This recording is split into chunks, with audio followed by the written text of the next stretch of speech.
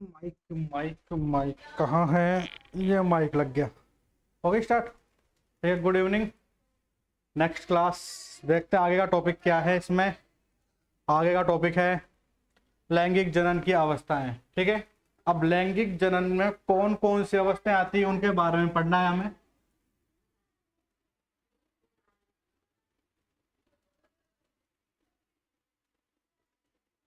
लैंगिक जनन की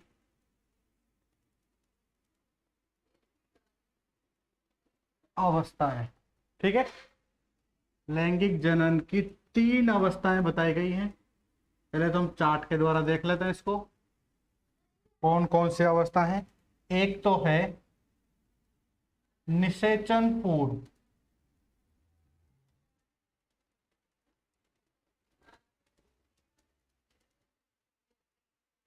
ठीक है, तो निषेचन पूर्व में कौन सी अवस्थाएं आएंगी आप लोगों को पता होगा। जब निषेचन नहीं होता है तो सबसे पहले क्या होगा,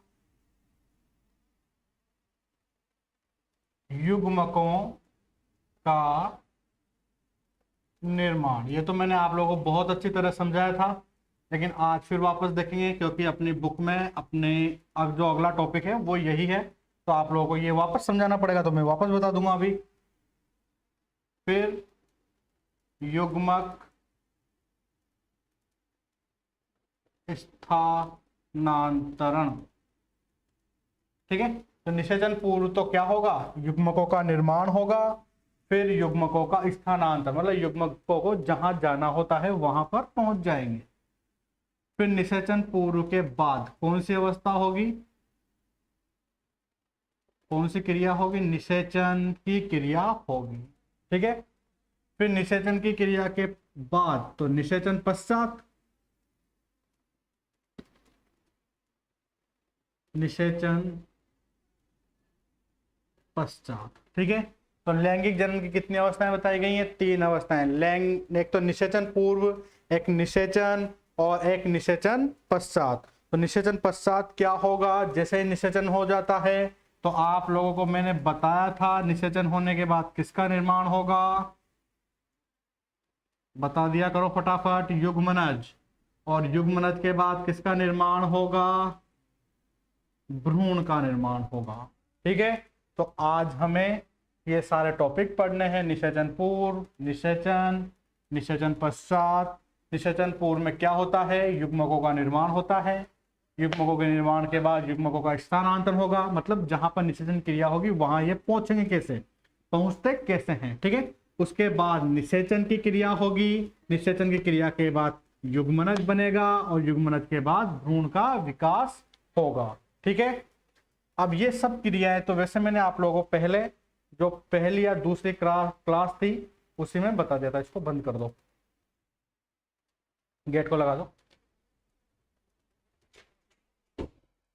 ठीक है, अब देखो हमें ये सारा टॉपिक मैंने आप लोगों को पहले पढ़ा दिया, लेकिन आज ये नया टॉपिक के रूप में आया है तो इसको वापस पढ़ना पड़ेगा हमें। ठीक है, अब देखो निषेचन पूर्व, पहले तो ये देखेंगे हम इसमें युग्मकों का निर्माण कैसे हुआ और युग्मकों का स्थानांतरण कैसे हुआ।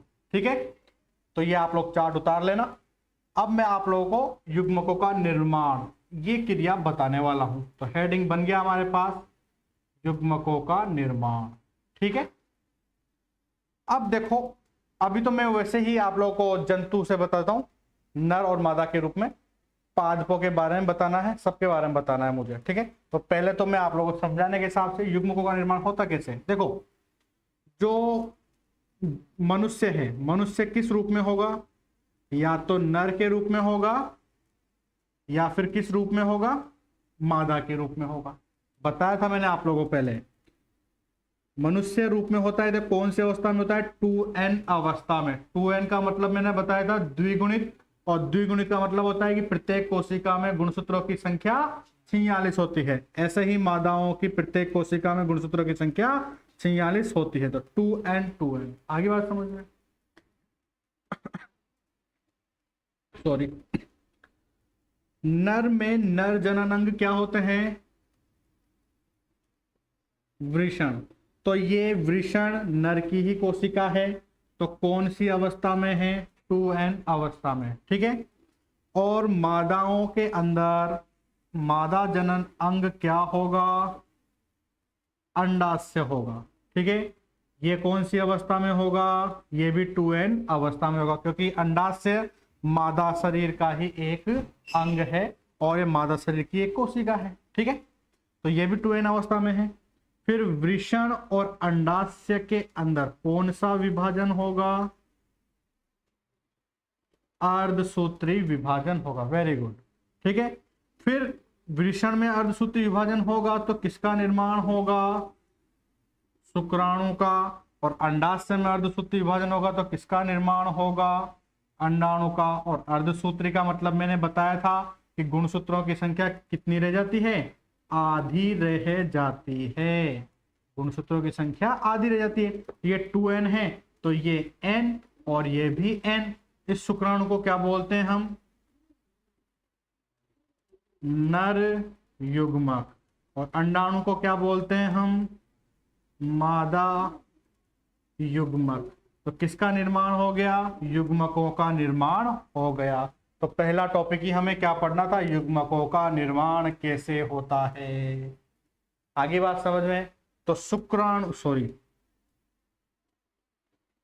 नर जनन कोशिका व मादा जनन कोशिका में अर्धसूत्री विभाजन की क्रिया के द्वारा नर युग्मक और अंडाशय में अर्धसूत्री विभाजन के द्वारा मादा युग्मक का निर्माण होता है। ये बातें तो मैंने आप लोगों को पहले वाली क्लास में भी बता दी थी।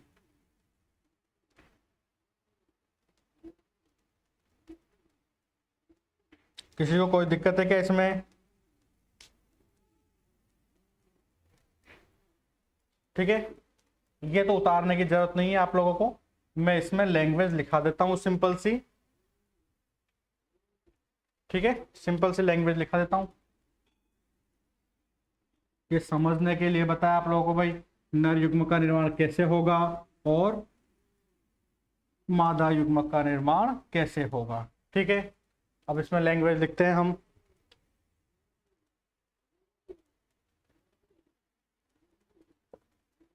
नर व मादा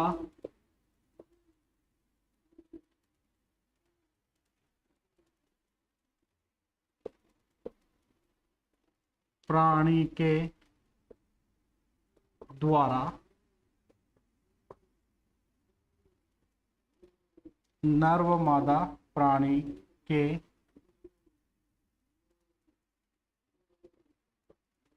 लैंगिक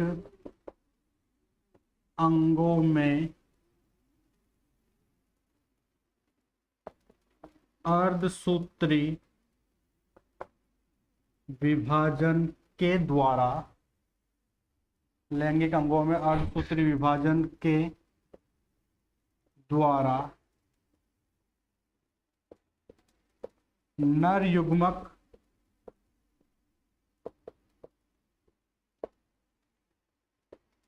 व मादा युग्मक,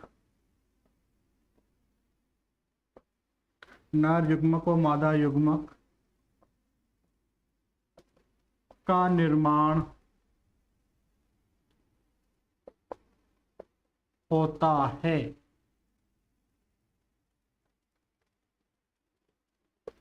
ये युग्मक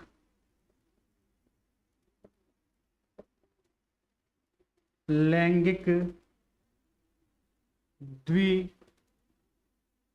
द्विरूपता के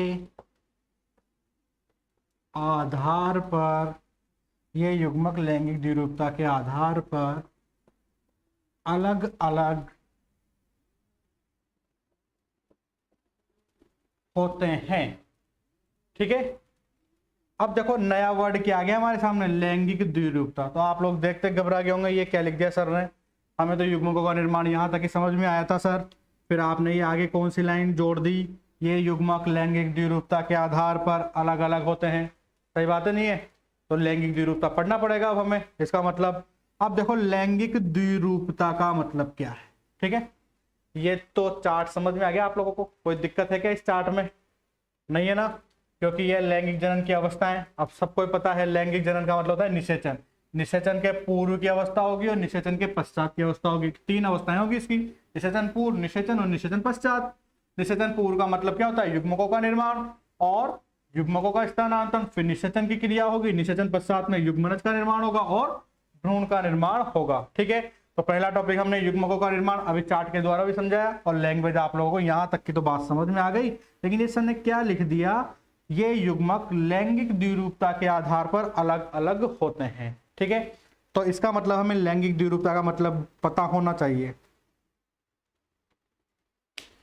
अब देखो, ऊपर का मिटाना पड़ेगा। अब देखो, आप लोग किसी भी जीव को या किसी भी जीव की बाह्य संरचना को देखकर पहचान जाते हैं क्या? क्यों भाई बच्चों? बालक बताओ मुझे, क्या आप किसी जीव की बाह्य संरचना के आधार पर या कि आप बाह्य संरचना को देखकर ये पहचान सकते हैं कि ये नर है या मादा है? पहचान जाते हैं ना? ठीक है, आप लोग मुझे देख के पहचान रहे होंगे मैं नर हूं या मादा हूं, पहचान रहे हो? या आप लोग अपने आप को देखकर पहचान सकते हैं आप नर हैं या मादा हैं? पहचान जाते हैं ना? वेरी गुड, बस यही परिभाषा है लैंगिक द्विरूपता की। तो लैंगिक द्विरूपता का मतलब क्या होता है? जब किसी भी जीव को उसकी बाह्य संरचना के आधार पर पहचाना जाता है, उसे ही हम क्या बोलते हैं? लैंगिक द्विरूपता कहते हैं। जैसे अभी मैं एक डायग्राम बनाता हूं, देखो ये मैंने एक डायग्राम बनाया, ठीक है, ये एन और ये एन। बताओ ये क्या है? बताओ ये किसका डायग्राम होगा?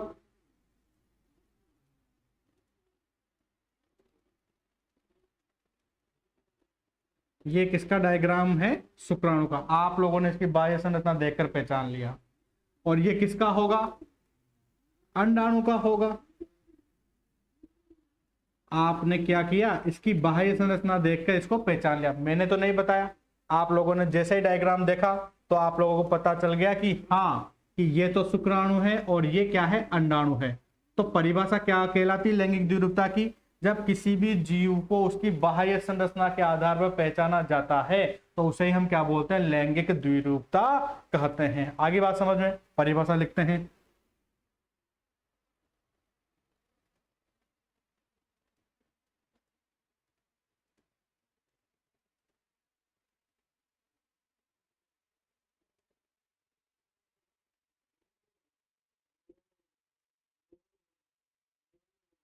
लैंगिक द्विरूपता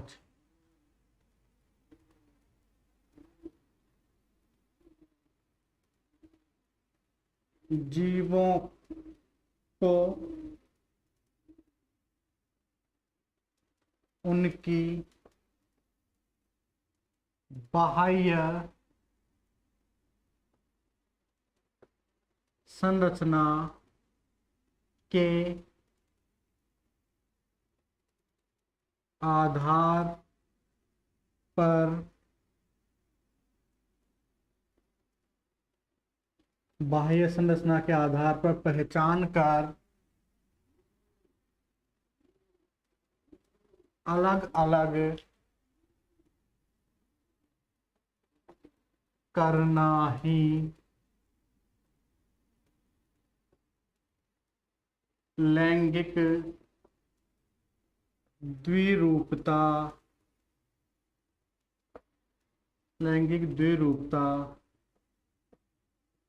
कहलाता है।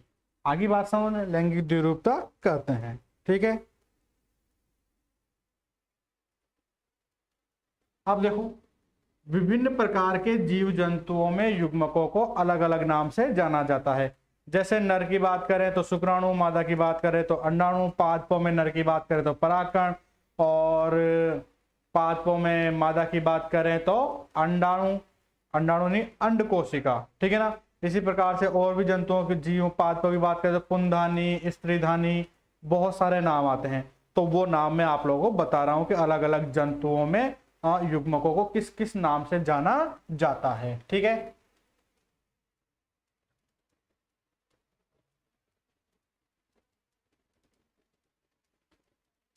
विभिन्न प्रकार के जीव जंतुओं में, विभिन्न प्रकार के जीव जंतुओं में युग्मकों को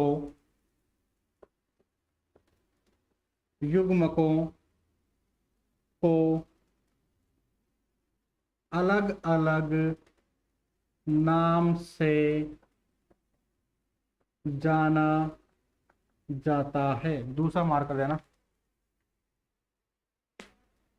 अलग अलग नाम से जाना जाता है। अब कौन कौन से नाम, ये लाइन अभी भी टेढ़ी जाती है ना, लाइनें टेढ़ी जाते हैं बोल दिया कर भाई, सर लाइन थोड़ी टेढ़ी जा रही है, ठीक है ना। हाँ इधर कर दे इसको, सामने दिखता रहेगा, ठीक है बस दिख रहा है, जाते मैं देख लूंगा। अब देखो सबसे पहले तो हम देखते हैं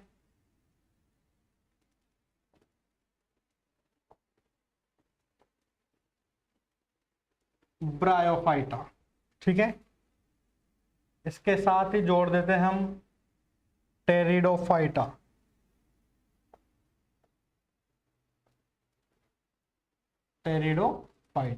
ठीक है। तो ब्रायोफाइटा और टेरिडोफाइटा में नर होगा और इधर मादा होगी, नर और मादा सब में पाए जाएंगे। तो नर में तो किसका निर्माण होगा, पुंधानी का, और मादा में किसका निर्माण होगा, मादा में निर्माण होगा स्त्री धानी का। आगे बात समझ में भाई, जैसे नर के अगर जंतुओं की बात करें तो नर में तो क्या बनते हैं, वृषण बनते हैं, और मादाओं में क्या बनते हैं, मादाओं में बनती है, बोलो बोलो, अंडाशय, ठीक है ना। ऐसे ही नर में यहाँ क्या बनेगी, पुंधानी, और मादा में क्या बनेगी, स्त्रीधानी बनती है, ठीक है। तो पुंधानी में तो किसका निर्माण होगा और स्त्रीधानी में किसका निर्माण होगा, पुंधानी में बनेंगे पुमणु, ठीक है। ये हो गए नर युग्मक, यहां लिख देता हूं मैं नर युग्मक, ठीक है। और यहां बनेगी अंड कोशिका, अंड कोशिका क्या हो गई, मादा युग्मक। आगे बात समझ में, ठीक है। ये तो ब्रायोफाइटा और टेरिडोफाइटा की बात हो गई।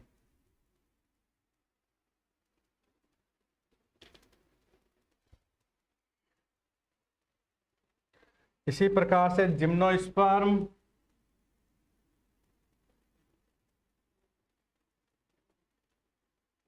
और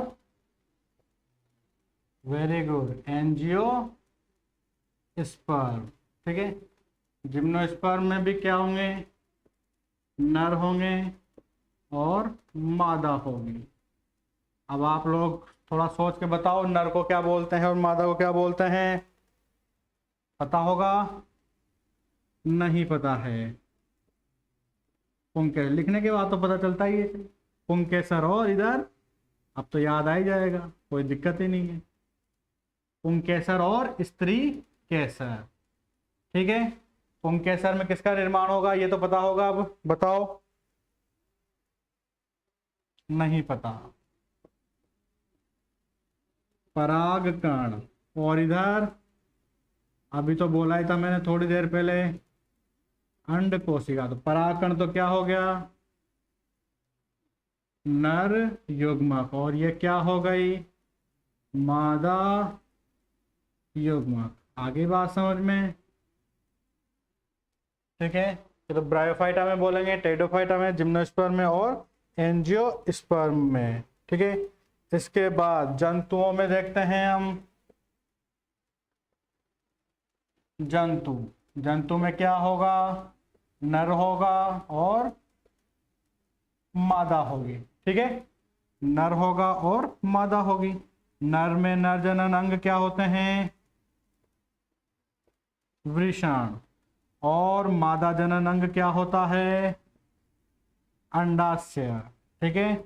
वृषण में किसका निर्माण होगा, वेरी गुड, किसका निर्माण होगा, शुक्राणु, और इसमें किसका निर्माण होगा, अंडाणु। शुक्राणु क्या है, नर युग्मक, अंडाणु क्या है, मादा युग्मक। आगे बात समझ में, किसी को कोई दिक्कत है क्या? ये क्या है, विभिन्न प्रकार के जंतुओं में युग्मकों को अलग अलग नाम से जाना जाता है। तो विभिन्न प्रकार के जंतु तो हटा देते हैं, यहाँ विभिन्न प्रकार के जीव में जीव लिख देते हैं डायरेक्ट, क्योंकि ये तो पादप है ना, तो आप लोग कंफ्यूज ना हो जाओ। विभिन्न प्रकार के जीव में युग्मकों को अलग अलग नाम से जाना जाता है। तो विभिन्न प्रकार के जीव कौन कौन से हैं? ब्रायोफाइटा, टेरिडोफाइटा, जिम्नोस्पर्म, एंजियोस्पर्म और जंतु। ठीक है, तो इनमें युग्मक क्या हो गए? एक तो पुंअणु हो गया, अंडकोशिका होगी, परागकण हो गया, अंडकोशिका होगी, शुक्राणु हो गया और अंडाणु हो गए। ठीक है, किसी को कोई दिक्कत है कि इसमें? नहीं है, नहीं है ना? तो अब अगला टॉपिक पढ़ते हैं हम।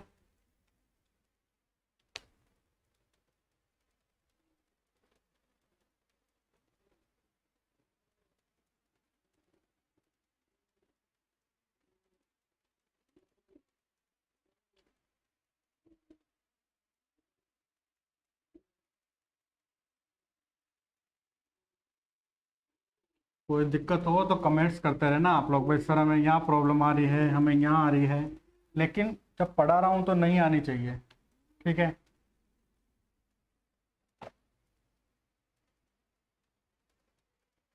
अब देखो कुछ नोट है और कुछ टॉपिक भी मान लो इनको। पहला नोट, उभयलिंगी, या इसका दूसरा नाम किसी को याद है क्या? इसको बोलते हैं हम द्विलिंगी। थोड़ा टेढ़ा जा रहा है ना यार, ये लिखने में तो सीधा लगता है, ऊपर कैसे जा रहा है?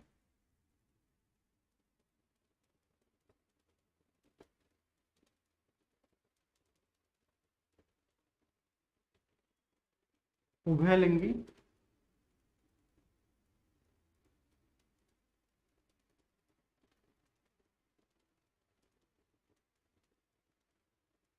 द्विलिंगी। अब नहीं जा रहा आप? ठीक है,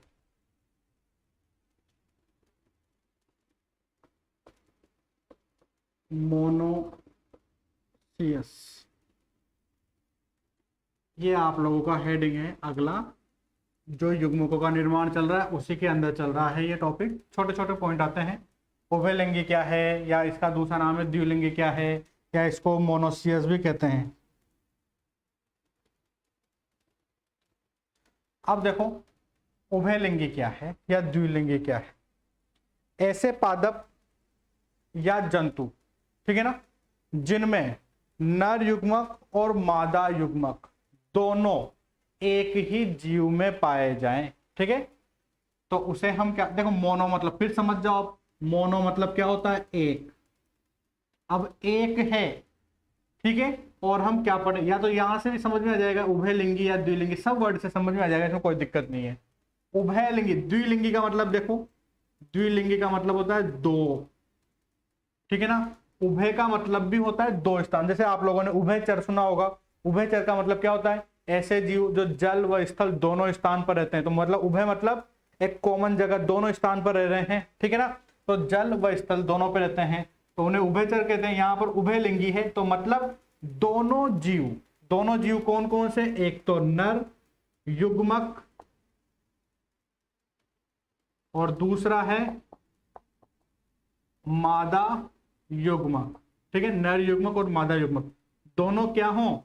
दोनों एक ही जीव के अंदर पाए जाएं, या दोनों एक ही पादप या दोनों एक ही जंतु में पाए जाते हैं। तो उन्हें हम कौन से प्राणी बोलते हैं? उभयलिंगी या द्विलिंगी प्राणी कहते हैं। ठीक है, अब आप लोग मुझे बताओ, ऐसे कौन से जंतु जानते हो आप लोग जिनमें नर युग्मक और मादा युग्मक दोनों एक साथ पाए जाते हैं?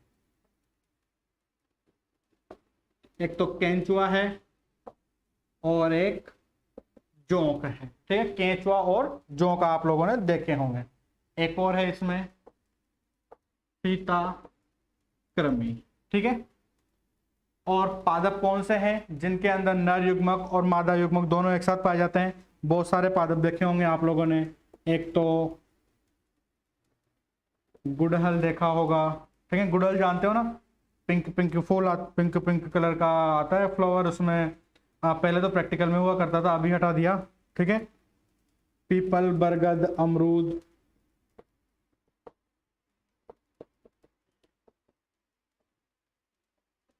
ये सब कैसे हैं? ये सब हैं द्विलिंगी। आगे बात समझ में? तो द्विलिंगी का मतलब समझ गए, वे जीव जिनमें नर युग्मक व मादा युग्मक दोनों प्राणी एक ही जीव के अंदर पाए जाते हैं, उन्हें हम क्या बोलते हैं? द्विलिंगी या उभयलिंगी कहते हैं। डेफिनेशन लिखते हैं अब हम इसकी, उभयलिंगी की।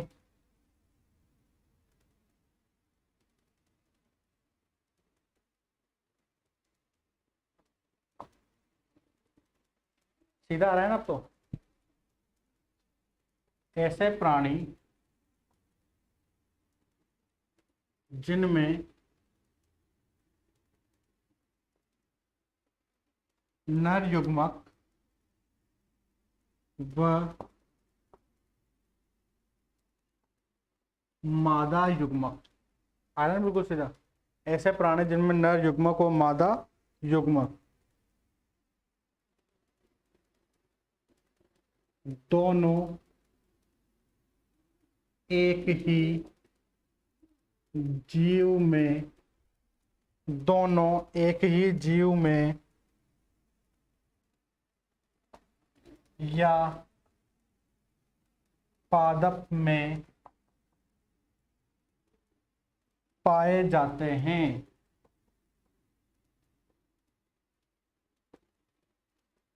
उन्हें उभयलिंगी प्राणी या पादप कहते हैं। ठीक है, एग्जाम्पल में क्या लिखोगे? जंतु, जंतु में क्या लिख दोगे? केंचुआ और जोंक और फीताकृमि।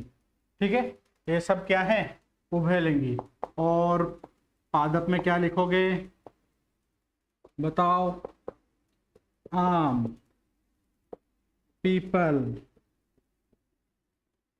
अमरूद, ये सब क्या है? उभयलिंगी हैं। एक और याद रखना, ये गुड़हल।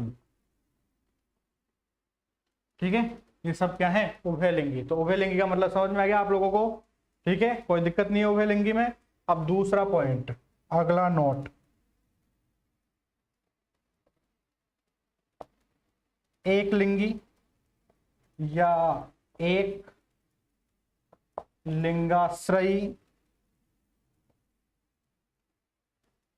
या वहां मोनोसियस था और यहां डायोसियस, वहां मोनोसियस था और यहां क्या है? डायोसियस। तो मोनोसिस देखो, उभयलिंगी में कहते हैं ऐसे प्राणी जिनमें नर युग्मक और मादा युग्मक दोनों एक ही जीव में या पादप में पाए जाते हैं। तो वहां तो क्या था कि दोनों युग्मक, नर युग्मक और मादा युग्मक दोनों एक ही पादप में या एक ही जंतु में पाए जा रहे थे, तो उसे तो हमने क्या बोला था? उभयलिंगी। अब यहाँ क्या है? एक लिंगी। अब एक लिंगी का मतलब क्या हो गया? जब नर युग्मक और मादा युग्मक का निर्माण अलग अलग जीवों में होता है, जब नर युग्मक व मादा युग्मक का निर्माण अलग अलग जीवों में होता है, जब नर युग्मक व मादा युग्मक का निर्माण अलग अलग जीवों में होता है, उसे एक लिंगी जंतु या पादप कहते हैं। अब एक लिंगी जंतु के एग्जाम्पल बताओ मुझे। एक लिंगी जंतु का एग्जाम्पल बोलो भाई। अरे यार, मनुष्य बोला करो ना। मनुष्य, शुक्राणु का निर्माण तो नर में होगा और अंडाणु का निर्माण किस में होगा, मादा में होगा। ठीक है, और पादप में बताओ, ऐसे पादप जिसमें परागकण तो अलग पादप में बनते हो और अंड कोशिका अलग पादप में बनती हो। नहीं है क्या पता?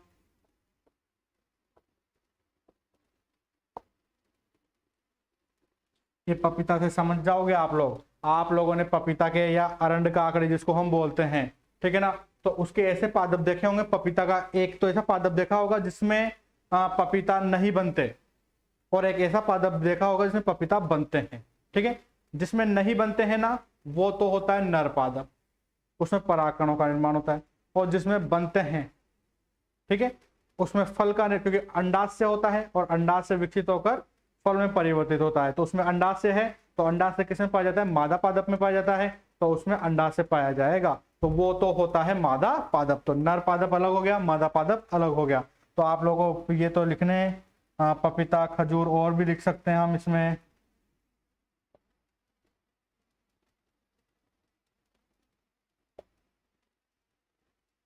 रिक्सिया, मार्केंशिया, ये छोटे पादप हैं।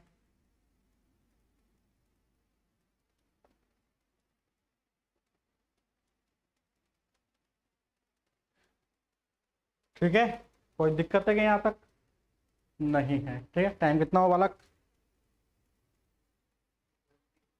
31 मिनट। थोड़ा और ले जाते हैं क्लास को आगे, एक दो नोट और लिख लेते हैं इसमें। यहाँ तक तो किसी को कोई दिक्कत नहीं होगी, है क्या अंकित? नहीं है ना बालक?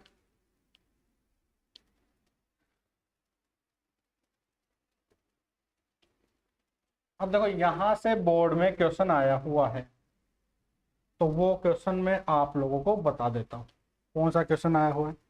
आप लोगों ने कुकुरबिटा संघ के सदस्य देखे होंगे। कुकुरबिटा, इसमें कौन आता है? खीरा, ककड़ी।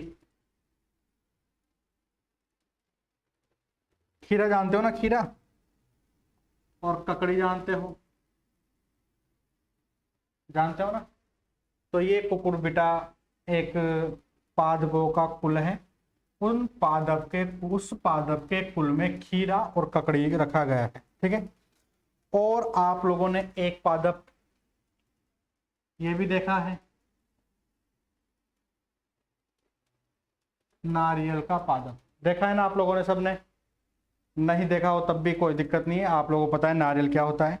ये जो खीरा, ककड़ी, एक तो खीरा है, एक ककड़ी है, नारियल का वृक्ष है, ये सब कौन से पादप हैं? ये सब उभयलिंगी होते हैं। ये सब कौन से पादप होते हैं?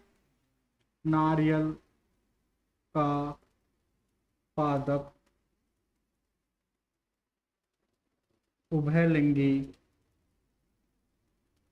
होता है। क्यों होता है बताओ? अब थोड़ा दिमाग लगाओ, लगाओ भाई, थोड़ा दिमाग तो लगाया करो। बताओ क्यों होता है?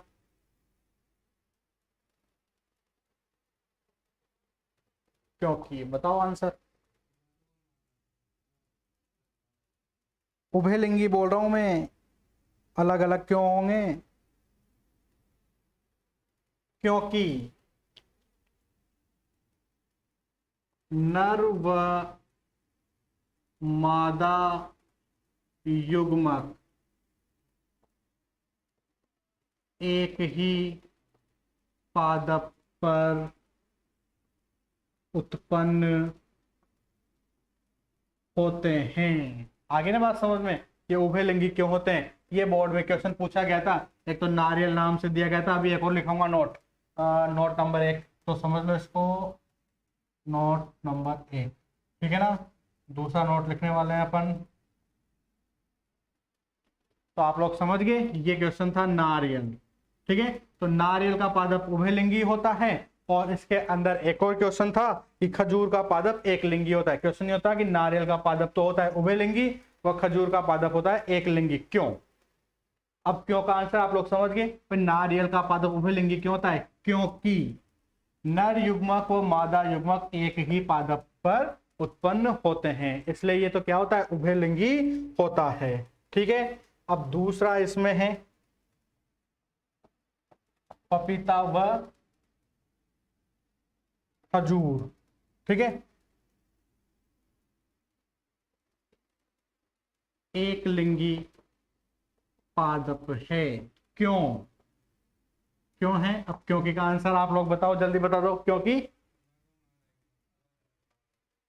हाँ, क्योंकि नर व मादा युग्मक, क्योंकि नर व मादा युग्मक अलग अलग पादप पर उत्पन्न होते हैं। आगे बात समझ में? तो ये दोनों चीजें आप लोगों को याद करनी है। एक नोट और लिख लेते हैं। और ये नोट भी बोर्ड, मतलब सारे ये तीनों नोट बोर्ड में आए हुए हैं, ठीक है। अगला नोट बोर्ड में क्या था? जो कवक होते हैं ना,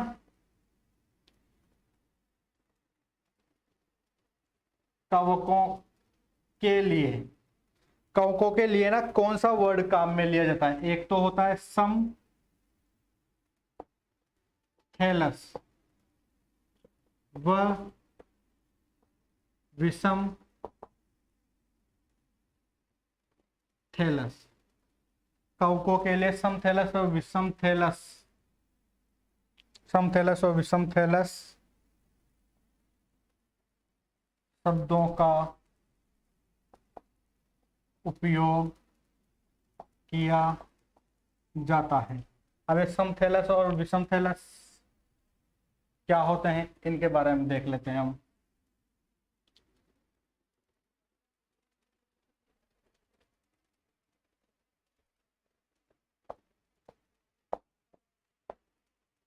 सम थैलस, दूसरा शब्द क्या है? विषम थैलस। तो सम थैलस का मतलब तो होता है द्विलिंगी, और विषम थैलस का मतलब होता है एक लिंगी, ठीक है। विषम थैलस, अभी थैलस का भी मतलब बता दूंगा मैं आप लोगों को, लेकिन अभी हमें सम थैलस, कवक जो होते हैं, कवकों के अंदर जो ये हम देख रहे हैं ना, उभयलिंगी और एक लिंगी, ठीक है। तो उभयलिंगी व एक लिंगी शब्द काम में नहीं लेते, वहां पर कवकों के लिए क्या काम में लेते हैं? सम थैलस और विषम थैलस। तो विषम थैलस, सम थैलस का मतलब क्या होता है? द्विलिंगी होता है। द्विलिंगी का मतलब क्या है? दोनों युग्मक एक ही जीव में पाए जाएंगे। और एक लिंगी का मतलब विषम युग्मक, विषम थैलस का मतलब क्या होता है? एक लिंगी, मतलब नर युग्मक अलग में कवक में बनेगा और मादा युग्मक अलग कवक में बनता है। तो ये सम थैलस और विषम थैलस। अब यहाँ पर थैलस भी देख लेते हैं, थैलस का मतलब क्या होता है? थैलस का मतलब होता है ऐसे पादप